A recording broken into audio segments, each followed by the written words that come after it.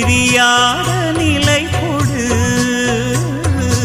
உயிரிலும் உணர்விலும் உனை பிரியாத நிலை கொடு. அதை நாளும் நாளும் என் மனம் போற்றி வணங்கவே, சொல்லி சொல்லி என் உள்ளும் சக்தி பொங்கவே.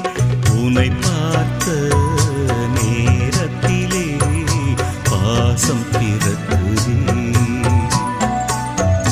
மாசு இல்லாவும் இதயத்திலே உயிர்கள் வாழுதே. கருணை